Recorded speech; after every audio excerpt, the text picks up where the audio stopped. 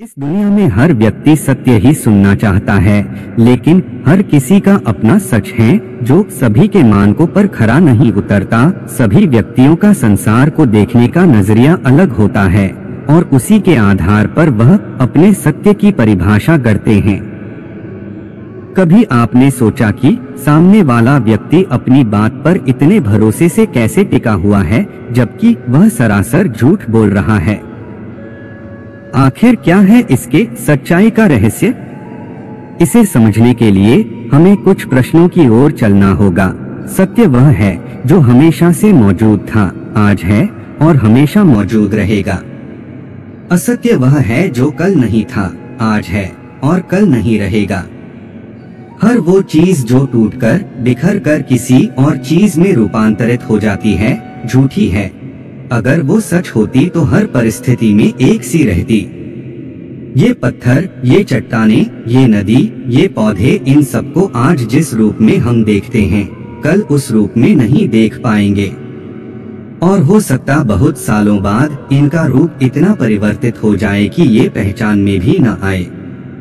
इंसान का शरीर आज हमें सच्चा मालूम पड़ता है, कल मर जाएगा, मिट्टी में मिल जाएगा, राख बन जाएगा। अब वो इंसान सच्चा था या ये राख सच्ची होगी? अगर राख सच्ची होगी तो राख को भी किसी विशेष परिस्थिति में रखकर इसके अणुओं में विघटित किया जा सकता है। अब अगर अणुओं को सच मान लें तो उन्हें भी इलेक्ट्रॉन, प्रोटॉन इत्यादि कणों में बांटा जा सकता है। आखिर में पता चलता है कि विज्ञान की दृष्टि से हर चीज मौलिक रूप से ऊर्जा है। शायद और गहरे में ऊर्जा को खोजा जाए तो ऊर्जा भी विघटित होकर कुछ और रूप ले ले। शायद अध्यात्म इसे ही चेतना, मूल तत्व, आत्मा इत्यादि कहता है। इस प्रकार हर चीज के बहुत भीतर वो मूल तत्व विद्यमान है और वही सत्य है, क्योंकि इसको विघटित नहीं किया जा सकता है। और जिसको विघटित नहीं किया जा सकता उसको बनाया भी नहीं जा सकता है, क्योंकि बनाने का मतलब ही है कुछ चीजों के जोड़ से मिलकर बनाना। ये इस बात की भी पुष्टि करता है कि वही चीज हमेशा से विद्यमान रही होगी जो कभी बनी ही नहीं। इसलिए शायद मूल तत्व बटा परम तत्व बटा आत्मा को अजन्मा कहा गया है। वही चीज हमेशा रहेगी भी जो कभी बनी ही नहीं, क्योंकि ये किसी भी रूप में विघटित नहीं हो सकती। हम अपने आसपास जिस रूप को भी देखते हैं वो सब उस एकमात्र मूल तत्व के अनगिनत आभासी रूपों में से कुछ रूप हैं।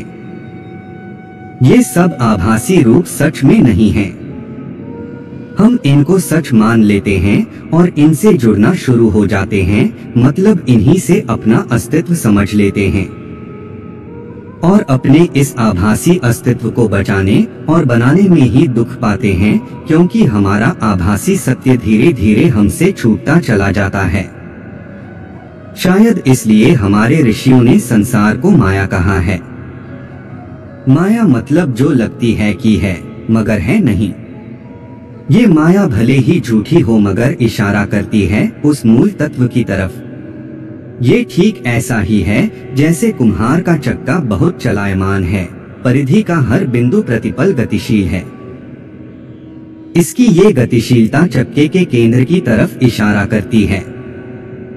उस केंद्र की स्थिरता की वजह से ही चक्का घूमता है। जब तक हम चक्के की परिधि पर बैठे रहेंगे हम हर चीज बदलती नजर आएगी। हम जिसको भी सच मानेंगे वो अगले पल गायब हो जाएगा। सच मानी हुई चीज अगर झूठी साबित हो जाए तो वो दुख को लाती है, लेकिन अगर केंद्र को पहचान लेंगे तब हम संसार की गतिशीलता को स्थिर होकर देख पाएंगे और एक अलग आनंद प्राप्त होगा।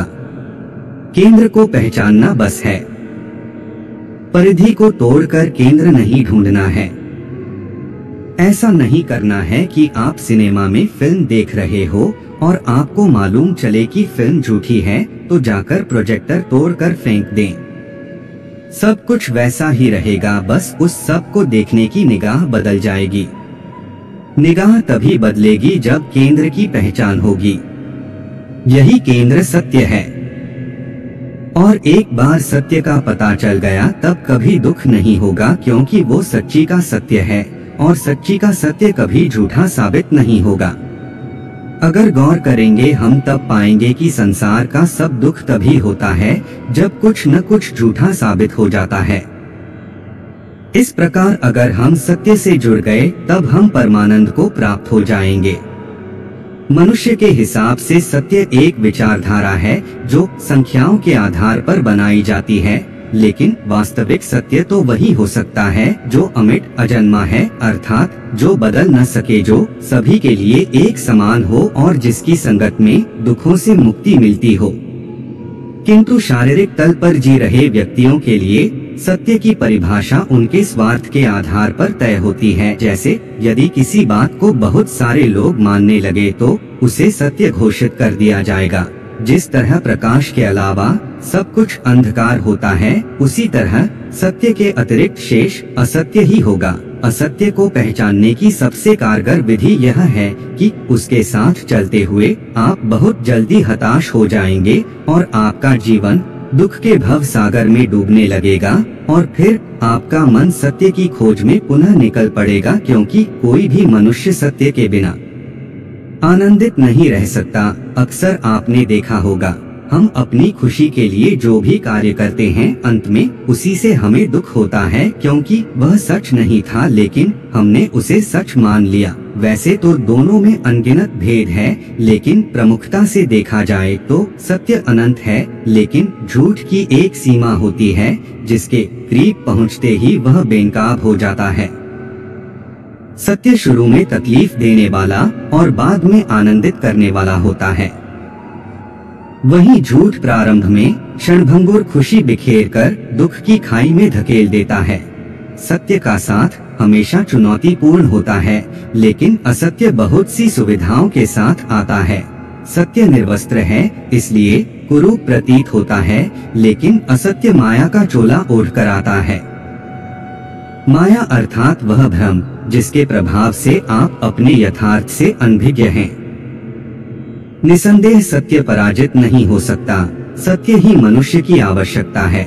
सत्य के बिना मानव जीवन संभव नहीं। उदाहरण से समझते हैं, पर्यावरण में मौजूद पशु पक्षियों और पेड़ पौधों को नुकसान करने वाली कई धारणाएं अलग अलग संप्रदायों में पाई जाती है, जिन्हें लोग सच मानकर कई वर्षों से निभाते चले आ रहे हैं, जो पूरी तरह कालातीत हैं, जिनका भूतकाल में उपयोग रहा होगा, लेकिन आज के बदलते वक्त में वह निराधार है, जिसे यदि सार्वजनिक सहमति मिल जाए तो हमारा पारिस्थितिकी तंत्र अव्यवस्थित हो जाएगा और मानव जीवन प्रत्यक्ष तौर पर प्रभावित होगा, जिसकी कुछ झांकियां दिखना शुरू हो चुकी है। लेकिन यहाँ विज्ञान अपनी तकनीक से पर्यावरण के हित में सत्य का पता लगाता रहता है और उसी के आधार पर निर्णय लिए जाते हैं।